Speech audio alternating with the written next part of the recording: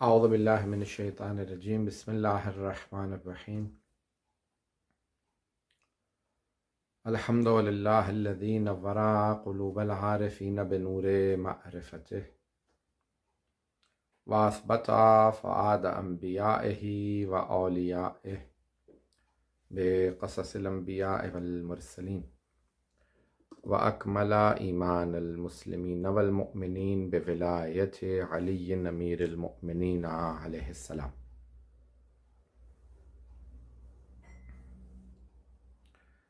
والصلاة والسلام والتحية والإكرام على أفضل الموجودات العبد المؤيد والرسول المسدد المصطفى الأمجد المحمود الأحمد اعنی ابا القاسم محمد صلی اللہ علیہ وسلم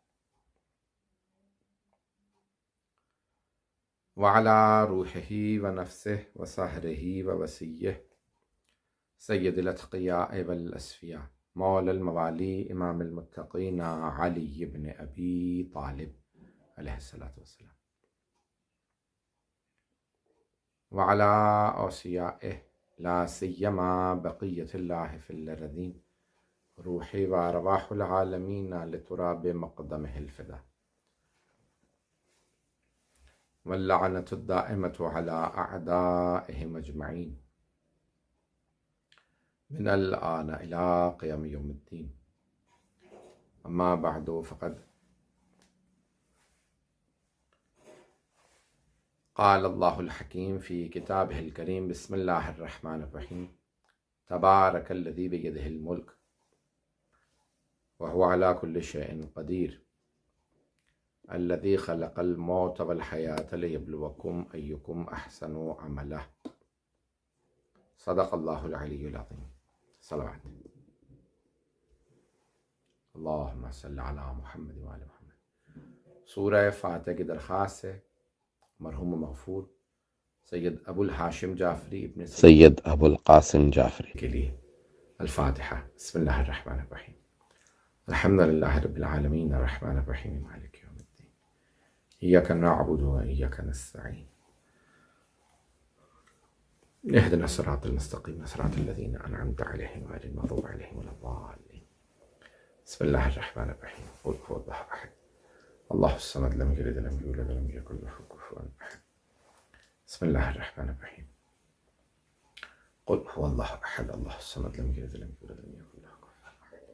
بسم اللہ الرحمن الرحیم قل هو اللہ احد اللہ الصمد لم یلد ولم یولد ولم یکن له کفوا احد. اللہم صل.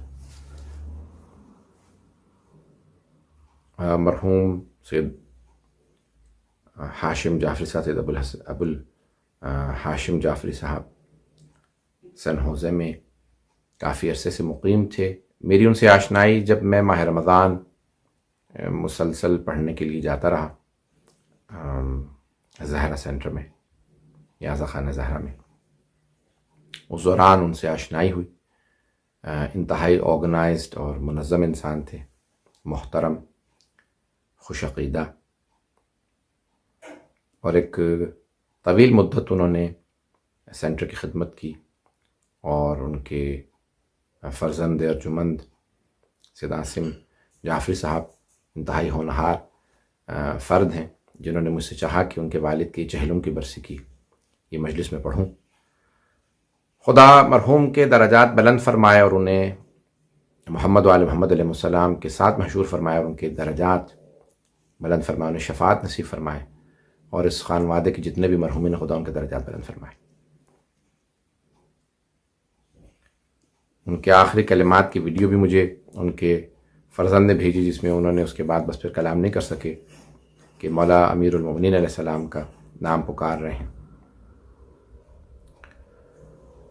خدا ہم سب کی عاقبت بخیر فرمائے اور ہمیں اہل بیت علیہ السلام کے ساتھ محشور فرمائے، ہمیں اور ہمارے مرحومین کو محمد وآل محمد علیہ السلام کی خدا شفاعت نصیب فرمائے. جو چہلوں کی مجلس ہے تو میں نے انتخاب کیا ہے سورہ ملک کی اس کی ابتدائی 2 آیات کا. سورہ ملک اگر دیکھا جائے تو اس کی تفسیر میں لکھا ہے اس کے فوائد ہر سورہ کے جیسے اور آیات کے فوائد خاصہ بیان کیے ہیں. احادیث میں.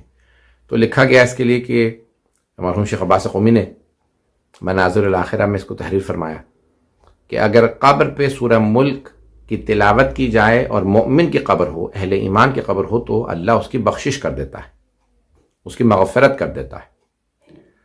اور اس کے لیے انہوں نے وہاں پہ حوالہ بھی دیا ہے کہ ایک صحابی نے آ کے سرور کائنات صلی اللہ علیہ وسلم سے عرض کیا کہ یا رسول اللہ، میں سفر میں تھا. پرانے زمانے میں آپ کو پتہ ہے آبادیاں بہت کم تھیں، تو ایک جگہ میں نے خیمہ نصب کیا اور خیمے میں مجھے آواز آئی کہ کسی نے کہا کہ آج میں بخشا گیا. تو سرور کائنات صلی اللہ علیہ وسلم نے فرمایا کہ تم سورہ ملک کی تلاوت کر رہے ہوگے. تو انہوں نے فرمایا کہ ہاں یا رسول اللہ، میں سورہ ملک ہی کی تلاوت کر رہا تھا. تو کہا سورہ ملک کی تلاوت کا نتیجہ یہ ہوتا ہے کہ مومن اگر گنہگار بھی ہو تو بخشا جاتا ہے. تم نے جہاں تلاوت کی، جہاں خیمہ نصب کیا تھا، وہاں کسی مومن کی قبر تھی.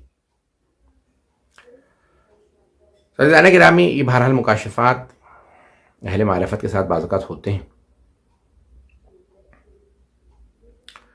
تو ہم سورہ ملک کی تلاوت عموماً عام طور سے جب قبر پہ جائیں تو سورہ فاتحہ اخلاص پڑھنا، سورہ قل هو اللہ احد یعنی، اور آیت الکرسی کی تلاوت کرنا. عام طور سے لوگ سورہ یاسین پڑھتے ہیں، لیکن اگر ہو سکے تو سورہ ملک کی تلاوت کریں، وہ بھی پڑھیں. تو ان قرآن کے پڑھنے کا بے حد ثواب بھی ہے اور اثر ہے مرحومین کے لیے، چاہے وہ ہمارے مرحومین ہوں، چاہے دیگر لوگوں کے مرحومین ہوں. چند چیزوں جو مرنے کے بعد بہت کام آتی ہیں، ان میں قرآن کی تلاوت سر فہرست ہے. مجالس کا برپا کرنا سر فہرست ہے. یعنی یہ بڑے بڑے علماء، فقہاء، مراجع وصیت کر کے جاتے ہیں کہ ہمارے مرنے کے بعد مجلس حسین ضرور برپا کرنا ہمارے ایصال ثواب کے لیے. تو مجالس کا برپا کرنا، قرآن کی تلاوت کرنا، اس کے علاوہ صدقہ دینا، مرحوم کا صدقہ نکالنا، اس کو تو تمام مسلمان مانتے ہیں. وہ جو یہ کہتے ہیں کہ مجلس کا اور قرآن کا بھی فائدہ نہیں ہوتا، وہ بھی مانتے ہیں کہ مرحوم کے نام سے صدقہ نکالنا ان کے بخشش کا اور ان کے مغفرت کا سبب بنتا ہے، ان کے لیے ثواب کا سبب بنتا ہے. نیکیاں اور حسنات لکھے جاتے ہیں اس مرحوم کے لیے جس کے پسماندگان جو ہیں وہ ان کے لیے صدقہ نکالیں. اور جو چیزیں مفید ہیں، صلوات کا پڑھنا بہت زیادہ مفید ہے. یہاں تک کہ علامہ طباطبائی فرماتے ہیں کہ ایک صلوات جو کسی مرحوم کے لیے پڑھ دی جاتی ہے، ان کے برزخ کا کئی میل کا سفر طے ہو جاتا ہے صرف ایک صلوات سے. اور ان کی عبادات جو رہ گئی ہوں، نمازیں اگر رہ گئی تھیں، قضا نمازیں تھیں، قضا روزے تھے، حج بجا نہیں لائے تھے، ان کا ادا کروانا، اور حتیٰ اگر پڑھی ہوئی تھی نمازیں اور روزے رکھے ہوئے تھے تب بھی دوبارہ نمازیں پڑھوانا، دوبارہ روزے رکھوانا، 2 مرتبہ عبادتوں کا ثواب مل جاتا ہے کہ ایک مرتبہ خود کی اور ایک دفعہ دوسروں نے پڑھوا دیں، تو وہ 2 دگنی نمازوں کا ثواب ہے. اجارے پہ پڑھائی جاتی ہیں. اور جس قدر ہو سکے کارہائے خیر میں ان کو یاد رکھیں. حج و زیارات یا عمرے پہ جائیں تو ہر دفعہ مجلس میں جا رہے ہیں تو اپنے مرحومین کی نیت کر لیں کہ میں ان کی طرف سے بھی مجلس میں شرکت کر رہا ہوں، تو وہ ثواب انہیں بھی پورا ملے گا. اسی طرح سے بیواؤں یتیموں کی مدد کرنے کا ثواب، کوئی بھی کام ایسا کہ جو انسان کو جو نیک کام ہے اس کا ثواب مرحومین کو بھی ملتا ہے. تو ہماری زندگیوں کے اندر جس قدر ہو سکے لوگ کہ مجلس ہوتی ہے تو واعظ، نصیحت، موعظہ، اس کے علاوہ اہل بیت علیہ السلام کے فضائل، ان کے مصائب، ان کا بے حد ثواب ہے سننے کا، پڑھنے کا.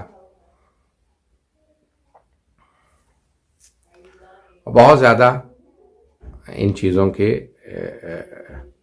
یہاں تک ہے روایات میں کہ انسان جو جناب امیر علیہ السلام کا تذکرہ کرے، ہر یعنی حرف ادا کرنا، ہر کلمہ جو ادا کیا جاتا ہے اس کے حسنات لکھے جاتے ہیں جناب امیر کے فضائل میں. تو بہرحال ہماری زندگیوں کے اندر جس قدر ہو سکے ہم مرحومین کو، مردگان کو اچھے الفاظ میں یاد. فَاذْكُرُوا مَوْتَاكُمْ بالخیر، اپنے مردوں کو اچھے الفاظ سے یاد کرو. اور یہ اچھے الفاظ سے یاد کرنا ان کے لیے بھی دلداری کا سبب بنتا ہے، اور ان کے جو ورثاء ہیں ان کے لیے بھی دلداری کا سبب بنتا ہے.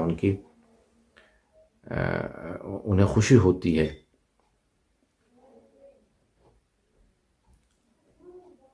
تو صلۃ الرحم آپ بھی کریں گے تو والدین کو اس کا ثواب ملے گا. ان کے لیے جس قدر ہو سکے نیکیاں کریں، قرآن پڑھیں.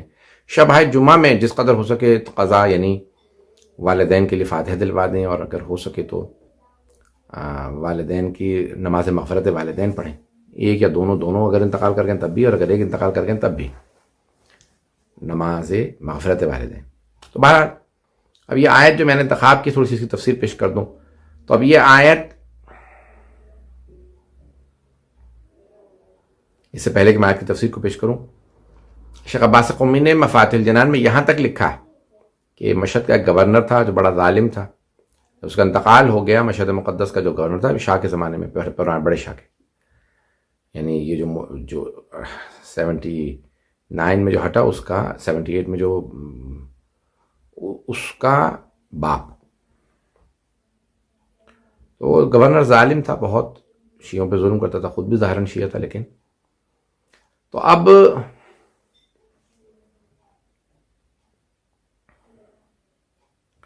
جب وہ انتقال کر گیا تو مشہد کے بہت سے مومنین اور بہت سے علماء نے خواب دیکھا، یا بعض علماء نے، بعض مومنین نے، کہ وہ خواب میں آیا اور اس نے کہا کہ جو مشہد کے لوگ بچا کچا کھانا مشہد سے باہر پھینکنے جاتے ہیں، کتوں کو ڈال دیتے ہیں، جانوروں کو شہر سے باہر کوڑا اس زمانے میں پھینکا جاتا تھا، تو ان سے کہو کہ یہ جو جانوروں کو یعنی کتوں کو کھانا ڈالتے ہیں اس کی ہی نیت کر لیں کہ اس کا ثواب مجھے دے دیں. یعنی نجس العین جانور تک کو جو کھانا کھلایا جاتا ہے اس کا بھی اجر و ثواب ہے.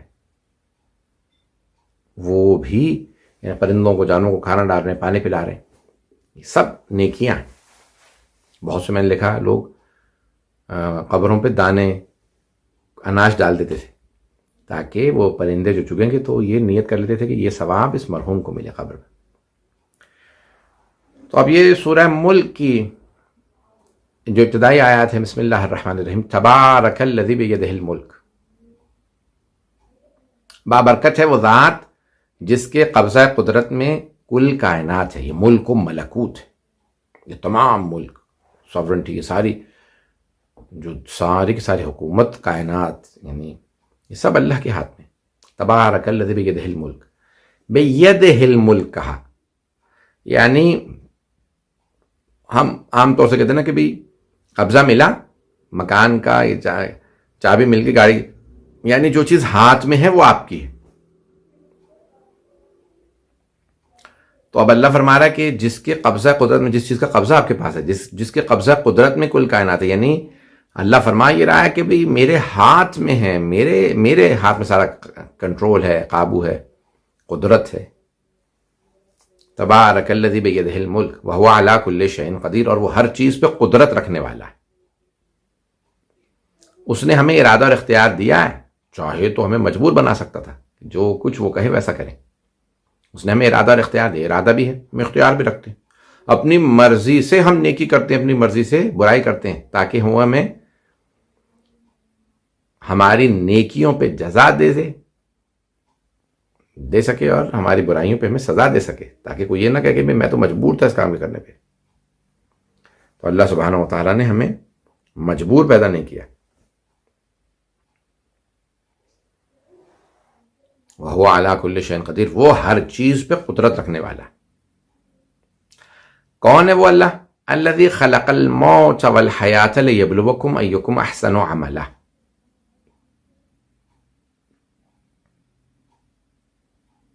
وہ اللہ وہ ہے کہ جس نے موت اور حیات کو خلق کیا ہے. الذی خلق الموت والحیات لیبلوکم ایکم احسن عملا. موت و حیات کو خلق کیا تاکہ وہ دیکھے کہ تم میں احسن عمل، بہترین عمل کون بجا لاتا ہے، تمہاری آزمائش کر سکے۔ ابھی تو سب کو پتا ہے، جو بھی دنیا میں ہے نا، ہر آدمی جانتا ہے کہ میں نے مر جانا، ایک دن موت آئے گی۔ تو اب ہم اتنے اتنے گناہ کر جاتے ہیں، تب اتنے ہم بڑی لغزشیں، اتنے بڑے گناہ کر دیتے ہیں۔ اگر ہمیں یہاں ہمیشہ ہمیشہ رہنا ہوتا تو پھر سوچیں ہم کیا کرتے، دنیا تباہ کر دیتی، ایک دوسرے کو ہم سب مار دیتے۔ ابھی تو پتا ہے کہ مر جانا ایک دن، موت آنے والی، ایک دن آئے گی موت۔ موت کی خبر ہوتے ہوئے ہم اتنے بڑے بڑے گناہ کرتے ہیں۔ اور اگر یہ پتا ہوتا، جیسے جنت میں اللہ نے کہا کہ وہاں ہم فیہا خالدون، وہ وہاں ہمیشہ ہمیشہ رہیں گے۔ جہنم اور جنت کے لیے کہا کہ جو بھی مرنے کے بعد جہنم میں گیا وہ ہمیشہ ہمیشہ کے لیے وہاں رہے گا، جو جنت میں گیا وہ ہمیشہ ہمیشہ وہاں رہے گا۔ خود اس کا کیا فلسفہ ہے؟ جنت میں نے 60 70 سال 80 سال نیکیاں کسی نے کی، جنت میں چلا گیا ہمیشہ کے لیے۔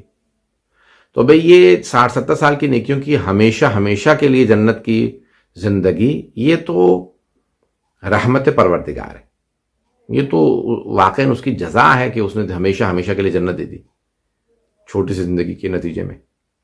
لیکن یہ ہمیشہ ہمیشہ جہنم، یہ کیسے کارساز ہے؟ یہ کیسے ممکن ہے کہ اللہ ہمیشہ ہمیشہ کے لیے جہنم میں ڈال دے؟ تو اب اس کی بہت سی وجوہات ہیں کہ کیوں۔ بھائی اولاً عدل الہی یہی ہے کہ بھائی جس کی برائیاں ہیں اسے اس برائی کے نتیجے میں اللہ نے پہلے ہی بتا دیا بھائی یہ دنیا آزمائش ہے، کوئی مانے نہ مانے، اللہ نے تو بتا دیا۔ اتنے انبیاء بھیجے، ایک کے بعد ایک انبیاء آتے رہے، ایک ہی بات کہتے رہے۔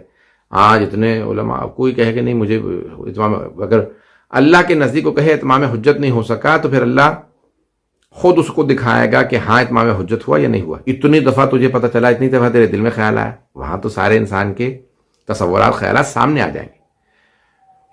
تو اب اللہ اس کو دکھاتا رہا، تو یہ مسلسل کیسے ہمیشہ ہمیشہ کے لیے جہنم میں جائے۔ تو یہ پہلی چیز کہ اللہ نے آزمائش کے لیے دنیا میں بھیجا تھا کہ بھئی انسان یہاں پہ رہے گا، نیکی کرے گا تو جنت میں چلا جائے گا، برائی کرے گا تو جہنم میں، بتا تو دیا تھا۔ دوسری بات، دنیا میں بھی اگر ایک آدمی ایک چاقو اٹھائے آنکھ میں مار لے اپنے، تو ہمیشہ ہمیشہ کے لیے آنکھ سے محروم ہو جائے گا، آنکھ کو کھو دے گا۔ یہی ہے کہ اس دنیا میں اگر ہمیں گناہ کرتے رہے تو ہمیشہ ہمیشہ کے لیے جہنم۔ تیسری دلیل، کہ میں زیادہ وقت نہیں لینا چاہتا ہوں، مختصر سے پیش کر رہا ہوں۔ تیسری دلیل یہ ہے ہمیشہ جہنم کے لیے، برائیوں کے 60 70 سال برائیوں کے ہمیشہ جہنم، کہ اگر ان کو 60 70 صدام 70 سال زندہ رہا، جب تک حکومت میں رہا تب تک لوگوں کو مارتا رہا، 27 سال حکومت چلی گئی، اگر اس کو 27 سال کے بجائے 50 سال حکومت دے دی جاتی، 100 سال 1000 سال، تب بھی وہ جو کچھ کر رہا تھا وہی دہراتا، وہ کچھ نیا نہ کرتا، توبہ نہ کرتا، وہی کرتا رہتا۔ تو اس لیے اللہ ہر انسان کو مہلت دیتا، اس کے بعد پھر رسی کھینچ لیتا، اور اتنی رسی دراز کرتا ہے تاکہ کوئی یہ نہ کہہ سکے تم مجھے مہلت دے دیتا تو میں توبہ کر لیتا، میں اصلاح کر لیتا۔ قرآن کہتا ہے کہ جب لوگ مر جائیں گے تو کہیں گے کہ پروردگار ہمیں ایک مہلت اور دے دے۔ اللہ کہتا ہے میں جتنی بھی مہلتیں دے دوں یہ وہی سب کچھ دہرائیں گے جو انہوں نے پہلی بار کیا ہے، جو پہلی مرتبہ میں گناہ کیے، یہ انہی گناہوں کو دہرائیں گے۔ اس لیے ضروری یہ ہے کہ ہم پہلی دفعہ میں ہی ہر انسان اپنی زندگی سنوار لے، اسے بنا لے۔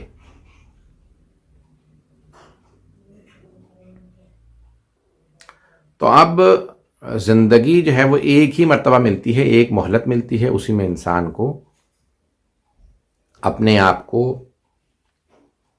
بنانا ہے، سنوارنا ہے، بسانا ہے، اور آخرت جو ہے اس کے لیے کچھ نہ کچھ کرنا ہے۔ تو اب یہ زندگی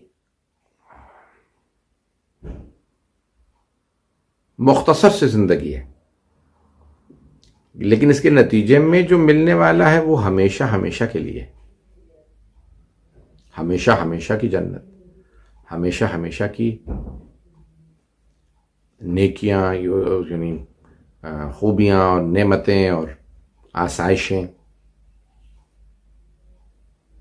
اور خود مرنے کے بعد انسان خود ایک ایسی منزل پا لے گا کہ وہ اتوبہ متشابہ، جو چاہیں گے ان کو مل جائے گا، جس چیز کی نیت کریں گے، یعنی کن فیکون کی منزل ہو جائے گی جنتیوں کے لیے، اور انہیں اللہ وہ کچھ نوازے گا کہ جو وہ تصور بھی نہیں کر سکتے تھے۔ مولا کائنات امیر المؤمنین علی بن ابی طالب علیہ الصلوۃ والسلام فرماتے ہیں کہ دنیا میں کوئی بھی چیز جب سنو اس سے متعلق اور اس کو جا کے دیکھو تو وہ ویسی نہیں ہوتی جیسے تم اس کی تعریفیں سنی ہوتی ہیں،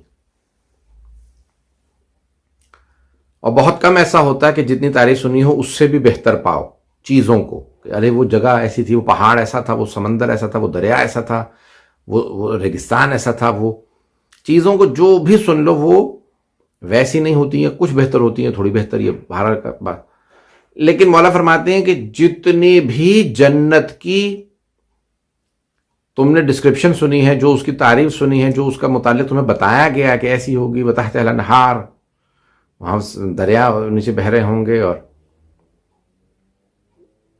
حوران جنت ہوں گی، نعمتیں ہوں گی، یہ ہوگا، حور ہوں گے، قصور، لیکن مولا فرماتے ہیں کوئی بھی جنت کی ڈسکرپشن، کوئی بھی اس کا جو کسی نے نقشہ کھینچا ہے وہ اس سے بہت بہتر ہے۔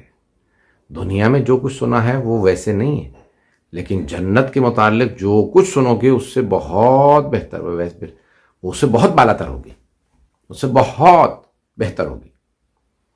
تو اب انسان، اب یہ مختصر سی زندگی کے لیے 60 70 سال 80 سال، اور یہ ہم عموماً جوانیوں میں سمجھ نہیں پاتے۔ بزرگ علماء کہتے ہیں کہ یہ جب بڑھاپا آ جاتا ہے نا، تب انسان کو احساس ہوتا اور اندازہ ہوتا ہے کہ زندگی تو گزر گئی، یا زندگی تو بڑے آسانی سے گزر جاتی ہے، ہم نے اس کے لیے اتنے جتن کیے، یہ زندگی تو بہت تیزی سے گزر گئی ہے، تیزی سے گزر جاتی ہے۔ تو اس لیے ہم ایسا نہ ہو کہ ہم اس زندگی کے لیے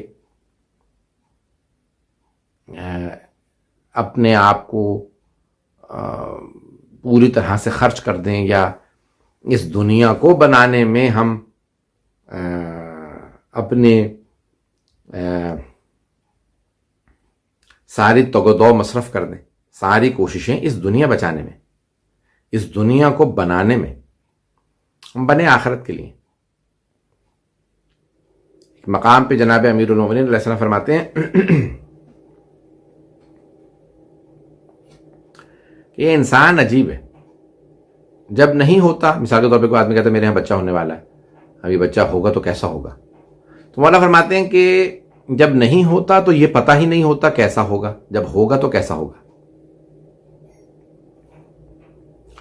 جب پیدا ہو جاتا ہے تو ہمیشہ فیوچر، اپنے مستقبل سے متعلق سوچ سوچ کے پریشان ہوتا رہتا ہے، اور جب مستقبل میں پہنچ جاتا ہے تو پھر ماضی پہ پچھتاتا رہتا ہے، اور جب مر جاتا ہے تو ایسا ہو جاتا ہے جیسے تھا ہی نہیں، اور زندہ ایسے رہتا ہے جیسے اس کو موت آنی ہی نہیں ہے، مرنا ہی نہیں اس نے، اور جب مر جاتا ہے تو ایسا ہو جاتا ہے جیسے تھا ہی نہیں، کأن لم یکن شیئا مذکورا، کأن لم یکن شیئا، کہ اصلا تھا ہی نہیں، کوئی شے، کوئی کچھ۔ تو مولا فرماتے ہیں یہ انسان جو ہے عجیب ہے کہ نہیں۔ اب انسان بہت تیزی سے زندگی گزر جاتی ہے، ہم اس کی تگ و دو میں اپنا پتہ نہیں کیا کیا ہم مصرف کر لیتے ہیں وقت دنیا حاصل کرنے میں۔ مولا فرماتے ہیں کہ جس چیز کی ضمانت ہے وہ ہے رزق، اس کے لیے انسان اتنی کوشش کرتا رہتا ہے۔ جس چیز کی ضمانت نہیں ہے وہ ہے نجات، اس کے لیے کوئی کوشش نہیں کرتا۔ نہج البلاغہ میں فرماتے ہیں الحذر الحذر فواللہ قد ستر کأنہ قد غفر، یا فواللہ، مولا کہتے ہیں بی ویئر، بی ویئر، ہوشیار باش،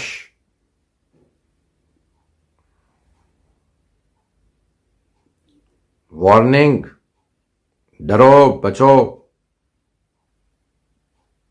کیوں کہ واللہ کہ اللہ اتنا زیادہ گناہوں کو چھپاتا ہے کہ انسان کو خود محسوس ہونے لگتا ہے کہ انہو قد غفر، کہ شاید اس نے معاف کر دیا۔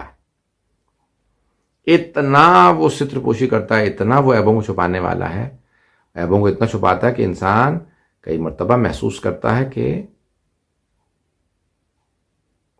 اس کے گناہ معاف ہو گئے، اللہ نے اتنا چھپایا ان گناہوں کو۔ تو انسان اگر کوشش یہ کرے کہ آخرت بنا لوں، دنیا تو گزر ہی جائے گی،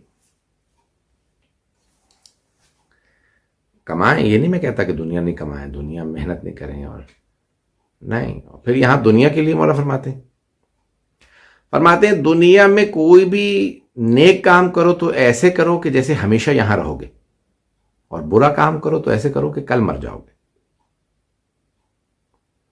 عموماً کیا ہوتا ہے کہ ہم نہیں کرتے ہیں، نیک کام کرتے کہتے میں نے کون سا ہمیشہ رہنا ہے، دوسرے کیا فائدہ اٹھائیں اس سے، میں ٹھیک ہے تھوڑا سا جیسے کر سکتا ہوں، نہیں، نیک کام ایسے کرو جیسے ہمیشہ رہنا ہے اس میں، تاکہ میں تو نہیں رہوں گا، دوسرے سے فائدہ اٹھائیں، اور برائی گناہ ایسے کرو جیسے کل مر جاؤ گے، ارے مجھے کل ہی مرنا، فوراً حساب دینا پڑے گا، تو گناہ نہ کرو، کر رہا ہوں تو توبہ کر لوں اگر ہو گیا۔ تو انسان جس قدر ہو سکے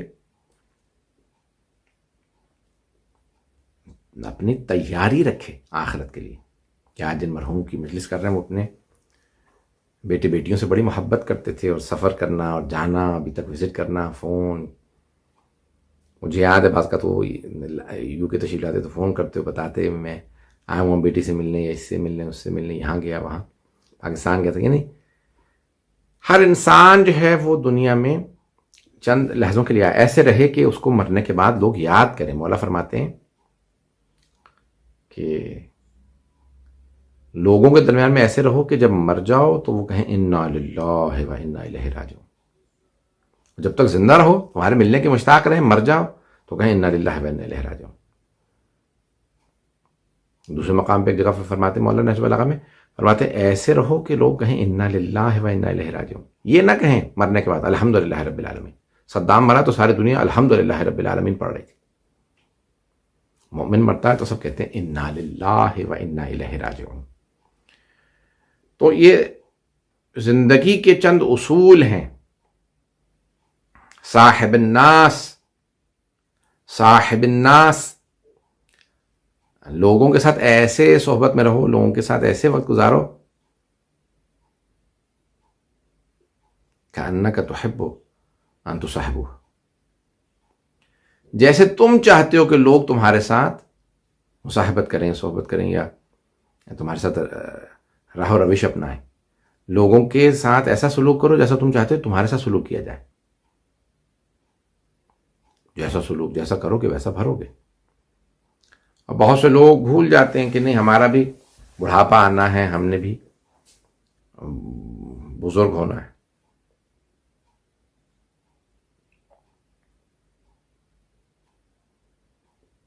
ایک حکایت ہے کہ ایک بوڑھے آدمی کو کہیں فالج ہو گیا، بیمار ہو گیا، بیٹے نے چند مہینے خدمت کی، چند مہینے گزر گئے، اس نے کہا میں تو اتنی خدمت نہیں کر سکتا، یہ نہلاؤں دھلاؤں کھانا کھلاؤں، یہ وہ اتنا بہت زیادہ کام ہے۔ اس نے کہا میں باپ کو کہیں پھینک آتا ہوں۔ اس نے باپ کو اٹھایا اور پھینکنے جا رہا تھا، بتا دیا باپ کو میں آپ کو پھینکنے جا رہا ہوں، میں آپ کی اتنی خدمت نہیں کر سکتا۔ جب وہ اٹھا کے کہیں جنگل میں کہیں لے کے آیا تو درخت کے نیچے پھینکنے لگا باپ کو۔ بوڑھا باپ کمزور لاغر نحیف، اس نے کہا بیٹا میری ایک آخری خواہش پوری کر دے، اس درخت کے نیچے مت پھینک، وہ جو سامنے تھوڑا سا دور ہے نا درخت وہاں کا، کیوں کہ بس میری آخری حسرت ہے، بس تو اب پھینکے جا رہا ہے، وہاں پھینک دے۔ تو بیٹا آگے گیا، آگے بڑھا، اس نے جا کے باپ کو وہ جو دور درخت تھا اس کے سائے تلے پھینک دیا۔ جب پھینکا تو پھر پوچھا باپ سے کہ آپ نے کیوں کہا میں آپ کو اس درخت تلے پھینکوں؟ کہا کیونکہ میں اپنے باپ کو یہاں پھینک کے گیا تھا، آج میں چاہتا تھا کہ مجھے پورا وہ احساس ہو جو میرے باپ کو ہوا تھا، میرے باپ پہ کیا گزری ہوگی، میں چاہتا تھا آج مجھے احساس ہو، میں اسی درخت کے نیچے مجھے پھینکا جائے۔ اسی طرح سے اگر کوئی نیکی کرتا ہے والدین کے ساتھ، اسے بھی بالکل دنیا کے اندر جزا ملتی ہے، صلہ ملتا ہے. اور اگر کسی کے ساتھ نہیں ہوتا تو وہ اس کے لیے آزمائش ہے. میں نے کس کے ساتھ برا نہیں کیا تو میرے ساتھ کیوں برا ہو رہا ہے؟ یہ آزمائش ہے، امتحان ہے.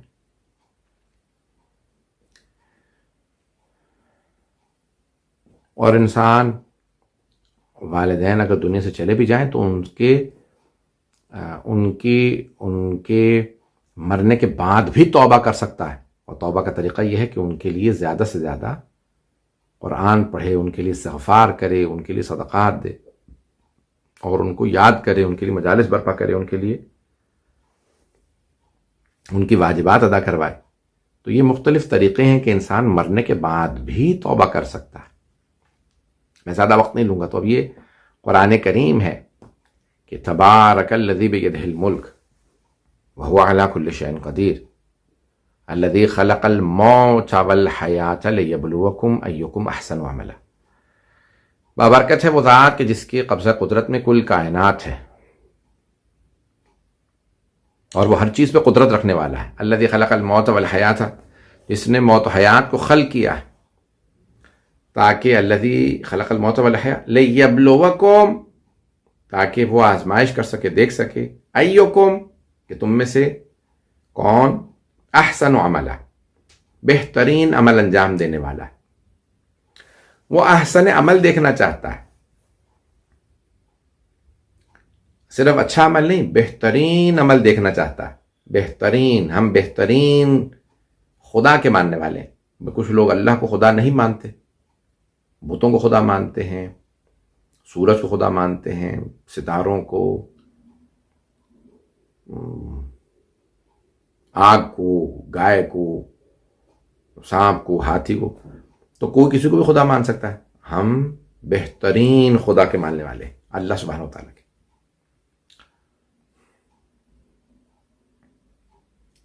ہم بہترین رسول، بہترین نبی کے ماننے والے ہیں. کتنے انبیاء، کوئی حضرت ابراہیم علیہ السلام کو مان رہا ہے، حضرت موسیٰ کو، حضرت عیسیٰ کو.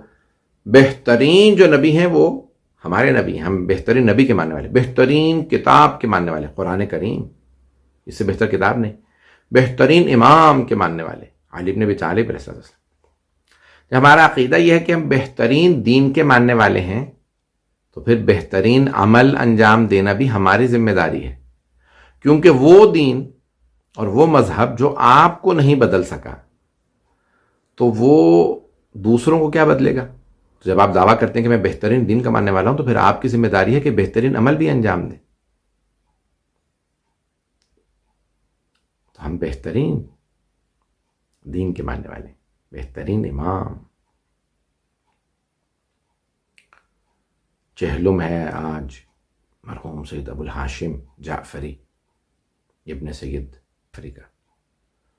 تو ان کے مرحوم کے مغفور کے بیٹے نے اہتمام کیا، باپ کا 40واں رکھا جائے، مجلس رکھی جائے. جب دنیا سے کسی کا باپ چلا جائے تو لوگ اسے گلے لگاتے ہیں، اسے پرسہ دیتے ہیں، اسے تسلی دیتے ہیں، دلاسا دیتے ہیں، تعزیت پیش کرتے ہیں. ارے آپ یتیم ہو گئے، آپ کے بابا دنیا سے چلے گئے. ہر انسان مرنے والوں کے ورثاء کو پرسہ دیتا ہے. چہلم ہوا ہے مرحوم ہاشم جعفری صاحب کا. آپ ان کے جو بھی جاننے والے ہیں ان کے بچوں کے، وہ ان کو، بچوں کو، پوتے پوتیوں، نواسے نواسیوں کو ان کے پرسہ دیں گے، انہیں تعزیت پیش کریں گے، ان کے سامنے جا کر کے فاتحہ پڑھیں گے اور انہیں دلاسا دیں گے. مرحوم کی بیٹیوں کو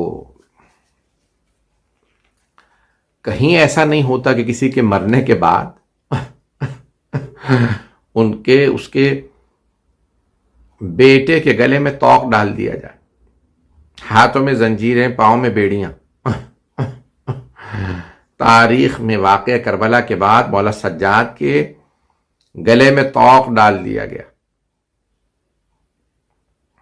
کسی نے گلے نہیں لگایا، مولا سجاد کو کسی نے پرسہ نہیں دیا. سویم پہ خود جب دفنانے کے لیے آئے تب بھی مولا سجاد تڑپ رہے تھے، کوئی مجھے گلے لگائے، کوئی مجھے پرسا دے، لیکن کسی نے مولا سجاد علیہ السلام کو پرسا نہیں دیا۔ جب چہلم پہ کربلا آ رہے تھے نا، جب آئے کربلا پہنچے تو مولا سجاد نے دیکھا کہ جناب جابر پہلے سے موجود ہیں، تو خود ہی مولا سجاد آگے بڑھے، جناب جابر کو گلے لگایا اور بلند آواز سے رونے لگے، کہا جابر ہا ہونا قتل رجالنا، جابر یہاں ہمارے مردوں کو ذبح کیا گیا ہے، جابر یہاں پہ علی اکبر کے برچھی لگی، علی اصغر کے تیر لگا۔ مولا نے سب کے مصائب بیان کیے ہوں گے، اپنے بابا کا بتایا کیسے شمر نے خنجر چلایا۔ پھر مولا نے ایک مرتبہ رو کے کہا کہ جابر میرے گلے میں توق ڈالا گیا، میرے ہاتھوں میں ہتھکڑیاں۔ پھر مولا نے ایک مرتبہ اپنی پھپھیوں کے پردے کا گلا شکوا، اپنی بہن کے تمام سب کا بھئی عجیب و غریب ہے۔ پھر ایک مرتبہ مولا سجاد نے کہا جابر ذرا کچھ دور چلے جائیے، جابر کچھ دور چلے جائیے۔ کہا مولا لیکن میں تو نابینا ہوں، جناب پرانے زمانے میں آنکھوں میں جب موتیا اترتا تھا علاج نہیں ہو پاتا تھا، جناب جابر نابینا ہو گئے تھے، ان کی آنکھوں کا بس بینائی چلی گئی۔ تو ایک مرتبہ کہا مولا میں تو کچھ دیکھ نہیں سکتا۔ مولا نے کہا جابر آپ دیکھ نہیں سکتے، سن تو سکتے ہیں۔ جابر ابھی میری پھپھیاں آئیں گی، بیان کریں گی، بلند آواز سے روئیں گی، اپنے شہداء کو یاد کریں گی، میرے بابا کی بیان کریں گی، میرے بابا کے مصائب پڑھیں گی۔ جابر میری غیرت برداشت نہیں کرتی، آپ میری پھپھیوں کے بیان سنیں۔ جابر ذرا کچھ دور چلے جائیے۔ جناب جابر دور چلے گئے۔ اب مولا سجاد نے اپنی پھپھی کو آواز، پھپھی اماں آئیے میں آپ کو، ایک مرتبہ بلند آواز سے جناب زینب رونے لگی، بھیا جب میں آپ سے پہلے ملنے آیا کرتی تھی آپ کھڑے ہو کے استقبال کرتے تھے، بھیا ہم شام سے لٹ کے آئے ہیں، ہمارے بچے مارے گئے، اے حسین کھڑے ہو کے میرا استقبال کیجئے۔ پھر پوچھا سید سجاد میرے بھائی حسین کی قبر کہاں ہے؟ تو مولا سجاد نے کہا پھپھی اماں میرے ساتھ آئے، میں آپ کو اپنے بابا کے قبر مطہر کی زیارت کرا دوں۔ اشارہ کیا گا پھپھی اماں یہاں میرے بابا کی قبر ہے، ہاتھ کا اشارہ کیا، ساری بیویاں قبر مطہر پہ گر گئیں۔ جب مرقد پہ گر کے رونے لگیں ساری بیویاں بہت روئیں، تو مولا سجاد نے سوچا کہ کہیں ایسا نہ ہو کہ کوئی بیوی روتے روتے مر جائے، اتنا تڑپ کے رو رہی ہیں۔ پھپھی کا بازو پکڑا، کہا پھپھی اماں بس کیجئے، بیویوں کو روکا، کہا پھپھی اماں بس کیجئے۔ جب بیویوں کو روکا تو جناب زینب اٹھیں، سب بیویوں کو کہا پھپھی اماں سب سے کہہ دیں بس کریں۔ جب بیویاں قبر مطہر سے اٹھیں تو پوچھا جناب زینب کبریٰ نے، بیٹا سجاد یہ میرے بھائی کے ساتھ والی قبر کس کی ہے؟ تو جناب سید سجاد نے فرمایا کہ پھپھی اماں یہ میرے بھائی علی اکبر کی قبر ہے۔ ساری بیویاں دوبارہ گر گئیں، سب رونے لگیں، بہت روئیں تڑپیں۔ پھر ایک مرتبہ مولا سجاد نے پھپھیوں کو قبر مطہر سے اٹھایا۔ پھر ایک مرتبہ گنج شہداء میں پوچھا بیٹا یہاں کس کس کی قبریں ہیں؟ اب مولا سجاد نے سب شہداء کے نام لے لے کے بتانا شروع کیا، گنج شہداء میں یہ بھی ہیں یہ بھی ہیں، یہ سب شہداء کے نام لیے۔ اب جناب زینب سے رہا نہیں گیا، کہ بیٹا سجاد آپ نے تمام شہداء کا بتا دیا لیکن میرے بھیا عباس کا نہیں بتایا، میرے بھیا عباس کی قبر کا نشان نہیں بتایا۔ جناب سید سجاد نے کہا پھپھی اماں میرے چچا کی قبر فرات کے کنارے ہے، میرے ساتھ چلیے میں آپ کو چچا کی قبر پہ لے چلوں۔ جیسے ہی مولا سجاد آگے آگے جا رہے ہیں جناب زینب ان کے پیچھے، باقی بیویاں جناب زینب کے پیچھے۔ جناب زینب نے بیویوں کا راستہ روک کے ایک مرتبہ کہا، علماء فرماتے ہیں کہ ایک مرتبہ راستہ روک کے کہا کہ بیویوں سب کچھ بتا دینا میرے بھیا عباس کو، بتا دینا ہمیں بازاروں میں لے گئے تھے، بتا دینا ہمیں تازیانے مارے گئے، بتا دینا کہ ہمیں شرابی کے دربار میں لے گئے، لیکن بیویوں بھیا عباس کو مت بتانا کہ ہم سکینہ شام میں رہ گئی۔ الا لعنت اللہ علی القوم الظالمین وسيعلم الذین ظلموا ای منقلب ینقلبون۔ پروردگارا مرحوم سید ابو الہاشم جعفری نے سید ابو القاسم جعفری کے درجات بلند فرما، ان کی قبر کو منور فرما، ہم سب کی مغفرت فرما، ہم سب کی عاقبت بخیر فرما، ہم سب کے مرحومین کی مغفرت فرما۔ پروردگارا تو جواد صاحب نے تو جلال کا ہمیں محمد وآل محمد کی، ہمیں اور ہمارے تمام مرحومین کو محمد وآل محمد کی شفاعت نصیب فرما، ہمارے مقامات مقدسہ کی حفاظت فرما، ہمارے خصوصاً عراق و شام کے تمام روضوں کی حفاظت فرما، جنت البقیع کو تعمیر ہوتا دیکھنا نصیب فرما۔ پروردگارہ دشمنان اہل بیت کو نیست و نابود فرما، داعش و طالبان کو، آل سعود کو غارت فرما، کرونا وائرس کا خاتمہ فرما، تمام مومن و مومنات جو مریض ہیں ان سب کو شفائے کاملہ عاجلہ عنایت فرما، بے اولادوں کو اولاد عنایت فرما، مقروضوں کے قرض ادا فرما، اس خاندان کے جملہ مرحومین کی مغفرت فرما۔ پروردگارہ حاضرین مجلس، ذاکرین مجلس، سامعین مجلس، بانیان مجلس، سب کی توفیقات میں اضافہ فرما۔ ربنا تقبل منا انك انت السميع العليم بحق محمد وآلہ الطیبین الطاہرین المعصومین۔ ایک سورہ فاتحہ اور 3 مرتبہ سورہ اخلاص پڑھ کے مرحوم سید ابو الحاشم جعفری ابن سید ابو القاسم جعفری کو ثواب پہنچا دیجیے۔ بسم اللہ الرحمن الرحیم، الحمد للہ رب العالمین، الرحمن الرحیم، مالک یوم الدین، ایاک نعبد و ایاک نستعین، اہدنا الصراط المستقیم، صراط الذین انعمت علیہم غیر المغضوب علیہم ولا الضالین۔ بسم اللہ الرحمن الرحیم، قل هو اللہ احد اللہ الصمد لم یلد ولم یولد ولم یکن له کفوا احد، اللہم صل علی